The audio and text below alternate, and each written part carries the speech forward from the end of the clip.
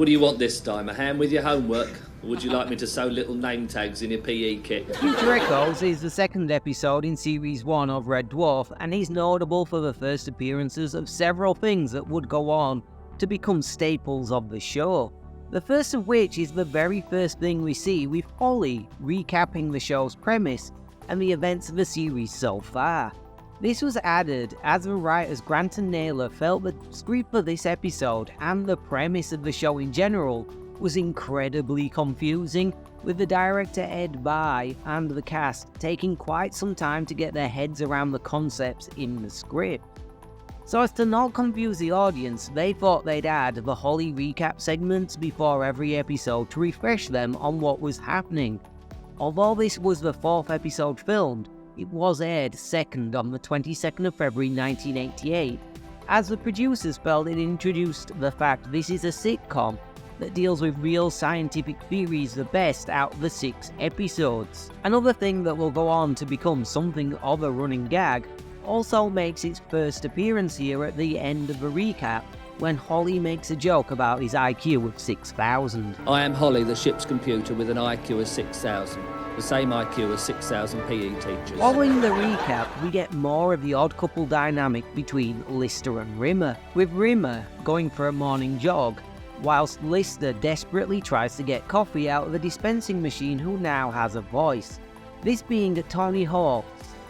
Not that Tony Hawks, this Tony Hawks, the British author and comedian. We then get another joke about how much of a pathetic smeghead Rimmer is when he tries to bully Holly, and as a result, Holly does this to him, with Rimmer confidently telling Lister he likes his hair like this because... It may look ridiculous to you, Lister, but I like it like this. Makes me feel like a man. This episode also really highlights the comedic chemistry that Chris Barrie and Craig Charles have, and this scene is one amongst many that really show it off, with Barrie really being able to convey being both smug and self-confident, all whilst at the exact same time oozing being a pathetic loser, and Craig Charles as Lister leading him brilliantly to the punchline of the joke, which is almost always that Rimmer is a pathetic smeghead. It is at this point that we get the first introduction of Talkie Toaster, voiced by the American entertainer and illusionist John Lenihan for this episode, a somewhat recurring character who is an annoying, monomaniacal, super-intelligent toaster. It's explained in the second Red Dwarf novel, Better Than Life, that he was purchased by Lister whilst on planet leave for £19.99 plus tax, along with Frankenstein the cat and Lister's robotic fish, who also make numerous appearances in this episode. Although not readily apparent in this appearance, even though he is nominally more intelligent than Holly, he has only one purpose in life, and this is to get people to eat toast. Oh, and he is also a fantastic singer. It is at this point in the episode that the real plot starts, with Red Dwarf about to break the light barrier and travel back to Earth. Lister is going to go into stasis and leave Rimmer all alone for that 3 million year journey, a fact that doesn't entirely thrill Rimmer. It also introduces another thing that will go on to become a staple of Red Dwarf, that being the use of real scientific concepts within the plot to drive the comedy. This week it is time dilation, a scientific concept outlined as part of Einstein's theory of relativity. Now, I am nowhere near clever enough to explain this theory, but thankfully Holly is. You're seeing future echoes, didn't I explain this to you? Consequently, you're catching up with things you're about to do before you've actually done them. Look, we're travelling faster than the speed of light. That means by the time we see something, we've already passed through it. Even with an IQ of 6,000, it's still brown trousers time. As a result, we get a whole bunch of jokes based around the crew meeting future versions of themselves. Firstly, Lister encounters weird things in his mirror. Then he and Rimmer have an out-of-sync conversation before Rimmer re-enters and makes a conversation Lister just witnessed actually happen. Split screen effects were used to create the effect of having Rimmer leave and enter the shot at the same time, with Charles and Barrie acting together, then Charles acting to thin air once Rimmer leaves. Rimmer re-entering the room was then added in post to complete the effect.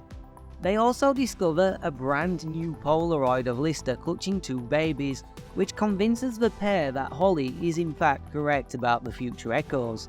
Soon after an explosion rocks the ship, Rimmer claims to have seen Lister die horribly in another glimpse of the future, something he obviously takes great delight in. In an attempt to prove that he can prevent his death, Lister races to stop the cat breaking his tooth, something they'd witnessed previously he had done. Lister thinks the cat broke his tooth eating one of his robo-fish, but instead it is in fact Lister stopping him eating the fish that breaks his tooth. It's like a timey-wimey paradox of broken teeth. We also get the cat singing this in this scene. Yeah, yeah, I'm gonna eat you little fishies. I'm gonna eat you little fishies. Which for some reason has gone on to become pretty famous, transcending even the show's fanbase, and was one of the first things a friend said to me when I told him I was reviewing Red Dwarf. With the realization that he can't prevent his own death, Lister accepts his fate and agrees to help fix the Drive Rules Navicom. Except, he doesn't die. With the last few scenes wrapping up the episode, firstly with 177-year-old Lister telling them that Rimmer saw the death of Lister's son, Bexley. Apparently the writers, on reflection, felt that Lister should have been more upset at this news, but I disagree, as he doesn't know the child or if the child will ever be real at this point, and it's confirmation he himself won't die. So his lack of emotional reaction to the death of his future son seems fairly reasonable to me. We then at the very end get to meet future Lister holding his 2 sons, Jim and Bexley, named after Jim Bexley Speed, a London Jet zero-gravity football player we see in a photo at the very beginning of the episode. The plot is really well conceived and put together, with a level of clever complexity that is at the same time very approachable for a general audience. This became a real hallmark of the show, with plot threads set up here being paid off years in the future and complex scientific concepts being played off for laughs. Overall, I think episode 2 is also funnier than episode 1, with every single character having a laugh out loud joke that perfectly encapsulates them as a character. Lister has this one.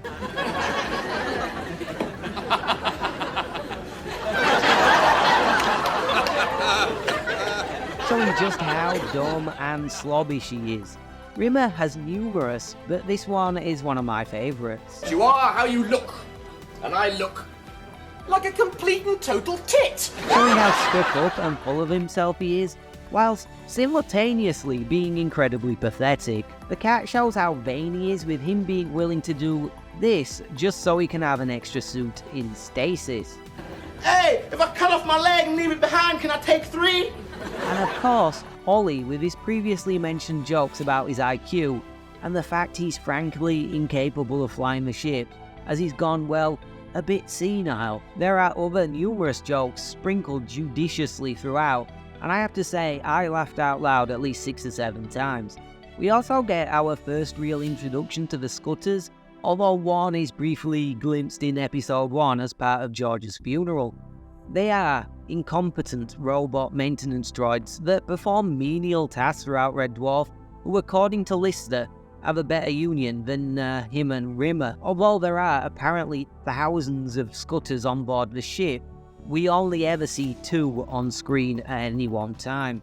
Maybe because they were a nightmare to get working, being made largely of junk and prone to radio interference from a local taxi firm that would make them go haywire and attack Chris Barry's ballsack. I wonder if I can mention one of the actors' nut hampers every episode. Probably not, but I'll smegging try. That's pretty much all I have for this episode, to be honest. This is more of a Red Dwarf episode for me than episode 1. With just a core cast of characters to focus on, we get a real sense of the chemistry the actors have coming through, and it introduces a number of aspects that would go on to become staples of the series going forward. Thanks for watching, you absolute smegheads, and if you enjoyed that, then like, comment, and subscribe.